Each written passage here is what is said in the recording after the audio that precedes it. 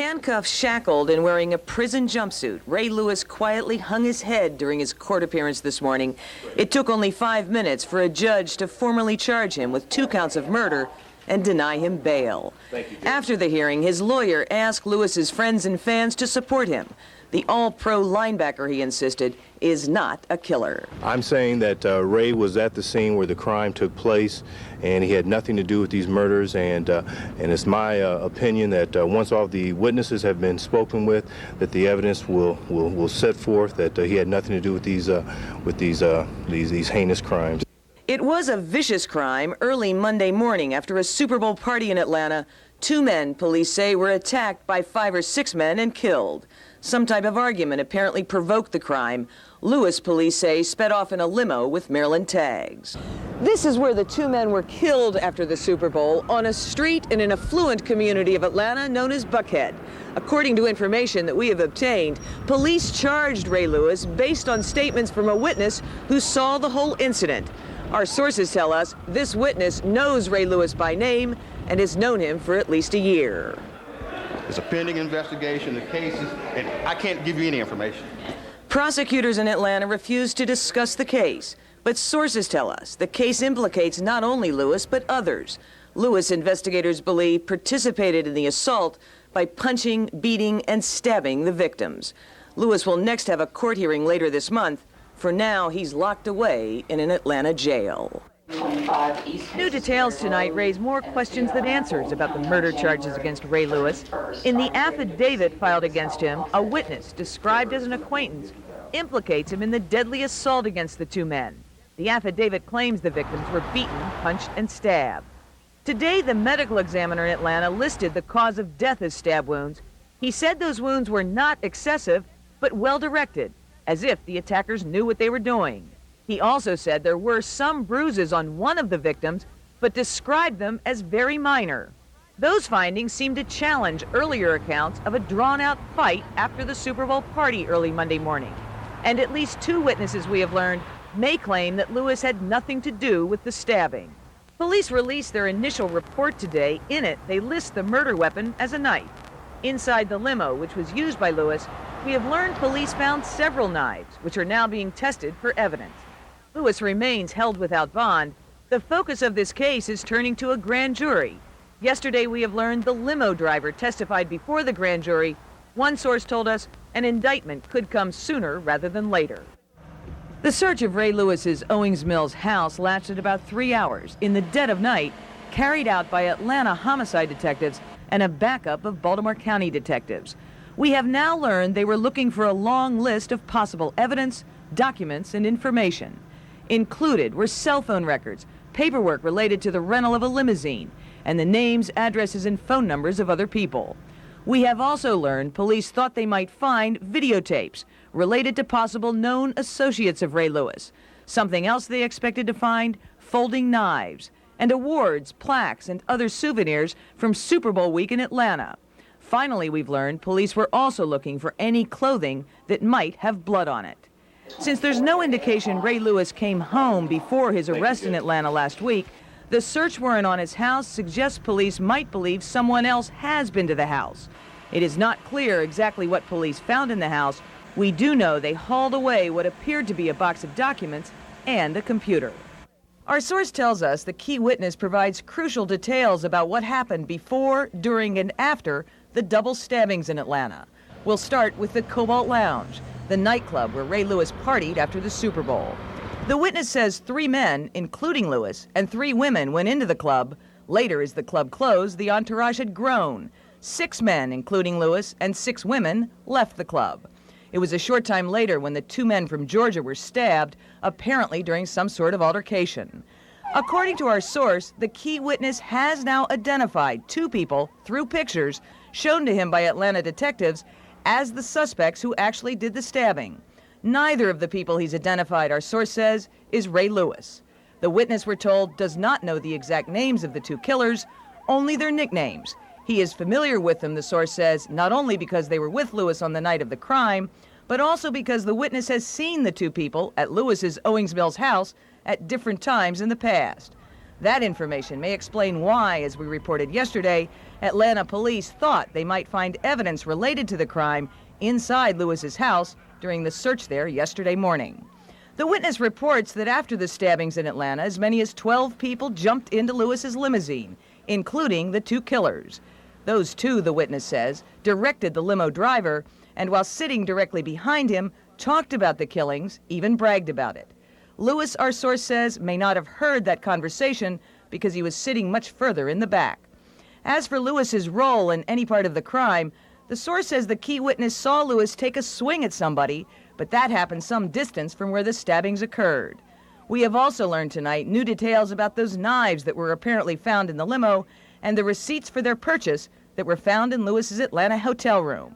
Our source says 3 of Lewis's associates bought the knives several days before the murders at an Atlanta sporting goods store. Lewis had gone there to sign autographs. While he was doing that, the source says his associates made their purchase. Investigative reporter Jane Miller has the late-breaking developments live from Atlanta where the murders happened. Jane, what is the latest there? Well, Donna, as you know, a grand jury here in Atlanta at the Fulton County Courthouse right behind me has been meeting throughout the day to hear other cases, but of course the big case on their agenda today, the murder case involving Ravens linebacker Ray Lewis. We took some pictures about 25 minutes ago. A black van pulled up to the front of the courthouse, and we believe those are some of the grand jurors that were whisked into that van. Those people with the jackets on are investigators for the district attorney's office here. That was a signal that the grand jury had indeed finished its work for the day. What we are now told by the Atlanta district attorney's office is that in about 12 minutes, at about 5:15, there will be another news conference. You remember the news conference yesterday by the Atlanta DA? There will be another news conference at 5:15. What is absolutely expected at that time is the announcement that indeed Ray Lewis has been indicted on charges of murder, probably other charges as well. Also, there are 2 other suspects, as we reported yesterday. They are Reginald Oakley from Baltimore and Joseph Sweeting from Miami, we assume as well. We were told yesterday to expect indictments against them as well. So in about 12 to 15 minutes, there will be an announcement here in Atlanta, a live news conference by the Atlanta District Attorney concerning this case. It is the next development in this case. We will have that we will bring that to you live, and we will have the rest of the developments of today when we return at 5:30 and 6 o'clock. I'm Jane Miller reporting live from Atlanta. Now back to you. We start with these folding knives. Sources tell us exact copies of them were purchased by 2 of Ray Lewis's friends at an Atlanta sporting goods store. Sources say on the morning of the double murders, a knife like this one was found at the crime scene. The question, are they the murder weapons, and who used them? In the autopsy reports on the victims, now obtained by 11 News, 2 types of stab wounds are described, some with deep penetration, others more superficial.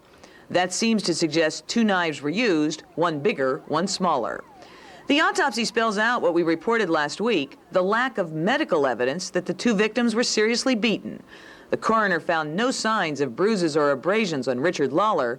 Jacinth Baker did have injuries on his forehead and knees, but they're described as abrasions, not bruises, which could suggest he was scraped up as he fell to the pavement.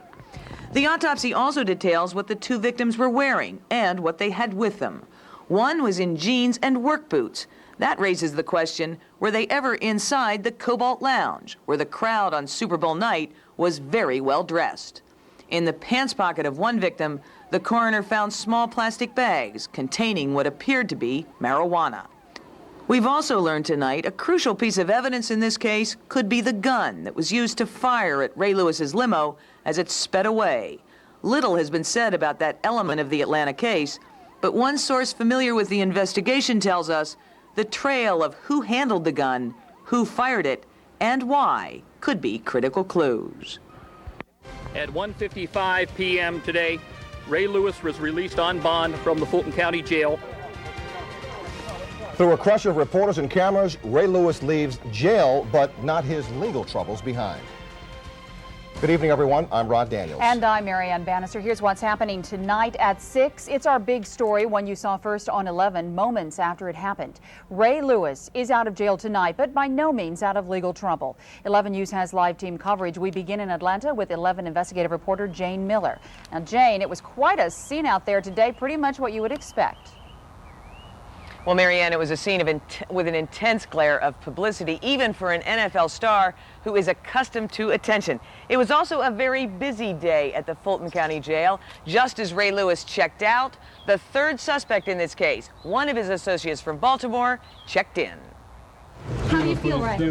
It was likely the most intense blitz Ray Lewis had ever seen. A crush of cameras jockeyed with a corps of sheriff's deputies who surrounded Ray Lewis as he walked out of the Fulton County Jail. Ray, is it good to go home? I need God to be out. Inside the waiting car were Lewis's mother, his fiance, and 2 of his sons. He'll spend some time with them in Atlanta and head home to Baltimore tomorrow. His lawyer said he's confident it's the last time Lewis will ever see the inside of a jail. This is step 1. Step 2 is an acquittal. Move that vehicle! Move that vehicle. Lewis and one of his co-defendants nearly crossed paths in the parking lot of the jail. An hour before Lewis was released, Reginald Oakley, Lewis's acquaintance from Baltimore, turned himself in. Reginald, does he have anything to do with this? Had nothing to do with it. He's going to be pleading not guilty. He's just here to turn himself in, and we'll answer all the questions in court. Oakley's lawyer said his client's surrender has been in the works for days. We take it he hasn't been on the run. Oh, absolutely not been on the run. Come on. Perish the thought. The Fulton County Sheriff today released the photos taken of Lewis and his co-defendants when they were booked. Joseph Sweeting and Oakley have yet to be considered for bond. It's doubtful, their lawyers say, they'll follow Lewis's path on that issue. He doesn't have a $26 million contract with the Baltimore Ravens, so he's certainly not in the position Mr. Lewis is. Now, Ray Lewis's attorney said today that Lewis will speak publicly at some point. There is a gag order in this case. We'll have to see what he can say. Coming up tonight at 11, what's next in this case as Ray Lewis heads back to Baltimore and this case starts to proceed through the Fulton County Court. I'm Jane Miller reporting live tonight from Atlanta. Back to you. The testing attempted to turn up traces of blood of Jacinth Baker and Richard Lawler, the 2 victims of the Atlanta case, on key pieces of evidence. Tonight, sources tell 11 News, traces of blood belonging to 2 of the suspects, Joseph Sweeting and Reginald Oakley, were found along with Baker's blood. The blood was found in the limo used by Ray Lewis's group, in a hotel bathroom where the limo stopped after the crime, and sources say possible traces of Baker's blood were also found in the hotel room used by Lewis and his friends. The evidence would suggest both Oakley and Sweeting were hurt in the fight after the Super Bowl party and somehow came in contact with the blood of Jacinth Baker, who was fatally wounded with a knife. The lab results leave a curious question concerning the other victim, Richard Lawler. Sources tell us none of his blood was detected anywhere on the items that were tested. That is sure to spark an argument from defense lawyers that someone else may have been involved with the double murder that has yet to be identified. The witness in question may not be a close friend of Ray Lewis, but he was at the scene of the crime in Atlanta, and according to prosecutors, he was in Lewis's limo. His name is Carlos Stafford. His name is on the prosecution's witness list, but according to his lawyer, if called to testify, Stafford will invoke his Fifth Amendment right. I don't want him prosecuted for something that he was not involved in. Thomas says Stafford does have information about the crime, but why does Stafford need the constitutional protection against saying something that might incriminate him? Is there any evidence that you know of in this case that might incriminate him? The fact that you're present alone allows a prosecutor to bring charges and accusation. But why should he have to go through a prosecution simply because he was present? If subpoenaed in this case, Thomas says Stafford will appear in the Fulton County Court. But unless the judge in this case gives him immunity from prosecution, Thomas says Stafford's story will go untold under the protection of the Fifth Amendment. Publicly, Atlanta prosecutors have appeared confident about their case against Ray Lewis and his co-defendants. But inside Atlanta's legal community, this case is seen as anything but a slam dunk. There's a boatload of issues. B.J. Bernstein is a former prosecutor, now a criminal defense lawyer. Like most lawyers here in Atlanta, she's closely watched how the high-profile Lewis case has proceeded so far. One problem for prosecutors, she says, the crime itself creates confusing witness statements. There were a lot of people there that night, that's very clear. And it was dark, and people are drinking, I'm assuming, at 4 o'clock in the morning in Buckhead in the bar district. And there's going to be discrepancies in what they say and what they see. From the start, Atlanta prosecutors were criticized in this case for what was widely perceived to be a rush to judgment. Lewis was indicted just 12 days after his arrest. That decision put this case on a speedy trial fast track, which dramatically shortened the time to prepare for trial. A lot of people think it was a pretty hasty indictment. I understand that they're still interviewing witnesses, that they're putting interviews together. Not a good place to be in on the eve of trial. Prosecutors also have problems with the police investigation. Just last week, the lead investigator admitted he destroyed his raw notes. That, lawyers say, may punch another hole in the prosecution's case. You get a bunch of credibility problems that maybe none of those three should be convicted, and that it could have been someone else. The 3 defendants charged in this case, the evidence will show, are absolutely guilty. District Attorney Paul Howard was the first to address the jury. He laid out the state's case against Ray Lewis and his co-defendants. Witnesses, he said, will say Lewis was part of the deadly fight that led up to the stabbing and that he tried to cover it up when it was all over. One witness the jury will hear, limo driver Dwayne Fassett. He overheard the defendant, Ray Lewis, say, "Let's get the out of here. Keep your mouth shut. My football career ain't gonna end like this." In his opening statement, Ed Garland, Lewis's lawyer, pointed out the prosecution can't put a knife in Lewis's hand. He tried to defuse some parts of the prosecution's case by acknowledging that Lewis does know his co-defendants and that he was trying to protect his career. One witness for Lewis, Garland said, will show that police were gunning for Lewis from the start. Kevin Brown was present at the police department and heard them saying, "It's Ray Lewis's limo. Let's go arrest Ray Lewis." This afternoon, the state put on its first witnesses. One was the employee of the Sports Authority, where prosecutors claim Joe Sweeting bought knives the day before the crime. He told the jury Lewis apparently saw the knives. To do. What is State's Exhibit 10? One of the knives that was shown to Ray Lewis. But he acknowledged Lewis was not the one who bought the knives. The Sports Authority cashier that same day apparently identified Sweeting as the purchaser back in February, but today she could not identify him in court. Prosecutors also called a resident of the area where the crime occurred and used a mannequin to help her show the jury what she saw. Well, Matt, this case, of course, has been full of surprises. The biggest surprise yet is going to come in the morning. Sources tell us that prosecutors have reached an agreement with Ravens linebacker Ray Lewis. Under that agreement, he will plead guilty to a misdemeanor count of obstruction. Then, sources tell us, he is prepared to take the witness stand and testify to what he saw on the morning of the crime. Of course, the morning of the crime was after that Super Bowl party back in January. All other charges, the murder and assault charges that were against Ray Lewis, sources tell us, will be dropped. The punishment that Ray Lewis will receive, sources tell us, will be probation. He will be permitted to go back to playing football. Now, in no way does this admission that he is prepared to enter, this plea bargain, so to speak, in no way does it involve any admission by Ray Lewis that he in any way participated in the assault and the stabbing the morning after that Super Bowl party. This is strictly a plea bargain, a guilty plea to an obstruction count involving what happened after the fact. You will recall, ever since this case started, what has been hanging over this case involving Ray Lewis is that statement that he made to police. His own lawyer, Ed Garland, admitted in opening statements in this trial that he was not truthful in that statement. Just last Thursday, the jury heard that statement. They heard police talking about it. It has been one of the wild card pieces of evidence in this case against Ray Lewis. The obstruction charge that he is pleading guilty to involves that statement, his acknowledgement that he did not tell police everything he knew. So again, breaking details tonight. What will unfold here in the Fulton County Courthouse tomorrow, sources tell us, Ray Lewis will plead guilty to a misdemeanor count of obstruction. All other charges against him will be dropped. I'm Jane Miller reporting live in Atlanta. Matt, back to you. Jane, a quick question.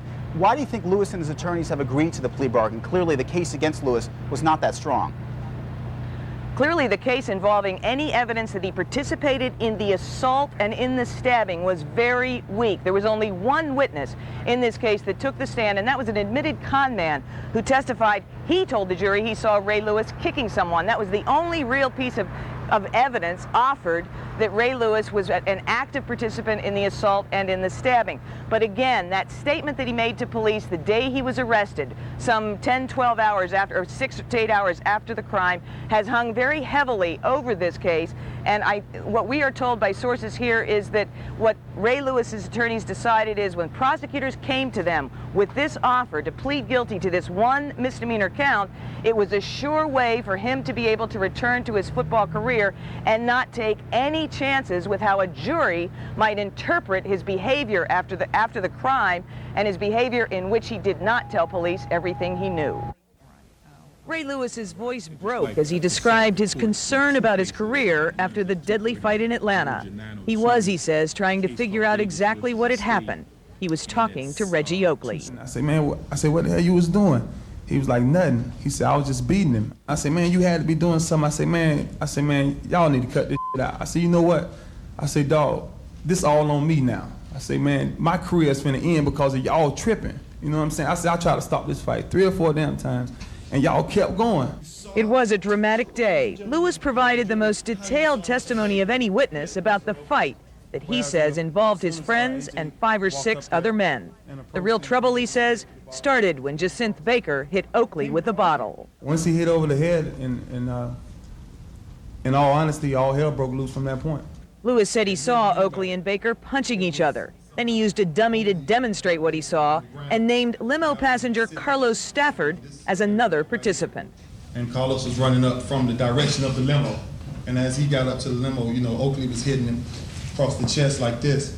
And Carlos was kicking him.